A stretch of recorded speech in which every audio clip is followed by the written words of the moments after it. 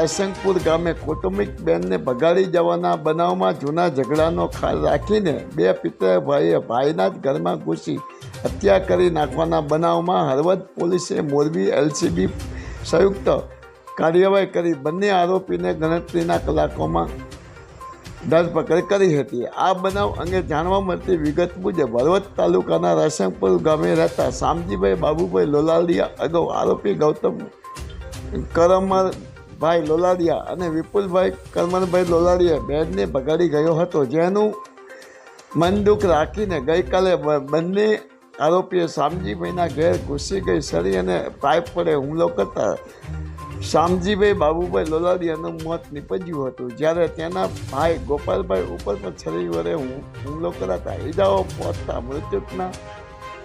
મૃતકના પિતા બાબુભાઈ ગોકળભાઈએ ફરિયાદ હળવદ પોલીસ સ્ટેશનમાં નોંધાવી હતી। હળવદ રાયસંગપુર ગામે હત્યાના આરોપીને ગણતરી કલાકમાં ઝડપાયા। માયાજાન ન્યૂઝ ચેનલના હળવદના પ્રતિનિધિ સંજયભાઈ નંદેસરિયા। આ કામે હળવદ પોલીસ સ્ટેશનના ફરિયાદી શ્રી મયુરભાઈ ગેતરભાઈએ આપેલી ફરિયાદ મુજબ જયુભા ઝાલા નામની એક ખોટી ફેક આઈડીથી તેની સાથે ચીટિંગ કરવામાં આવેલું હતું। સસ્તામાં મોબાઈલ આઈફોન વેચશે એવું કરી અને એના રૂપિયા પડાવી લેવામાં આવ્યા હતા। જે ફરિયાદ મળતા હળવદ પોલીસે આ ગુનાની બધી વિગતો ઝીણવટભરી રીતે મેળવી અને ગુનો ડિટેક્ટ કરેલ છે અને આ ગુનામાં એને જે ફેક આઈડી બનાવ્યું છે એની સહિતની કલમનો ઉમેરો કરી અને ગુનો છે એ ડિટેક્ટ કરી આરોપી જયદીપને પકડી પાડેલ છે। આ જયદીપ ઉપર અગાઉ 6 જેટલા ગુના દાખલ થયેલા છે। જયદીપ છે મૂળ સૂત્રાપાડાનો રહેવાસી છે અને હાલ સુરત ખાતે રહે છે।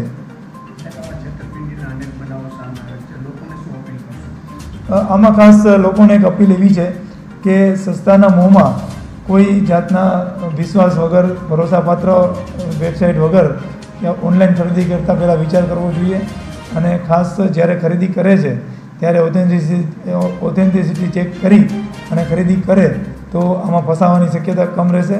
અને બીજું કે જ્યારે પણ ઓનલાઈન ખરીદી કરતા હોઈએ ત્યારે પોતાની આઈડી ડિસ્ક્લોઝ કરતાં પહેલાં એ જે સાઇટ છે એના રિવ્યૂઝ પણ વાંચી લેવા જોઈએ।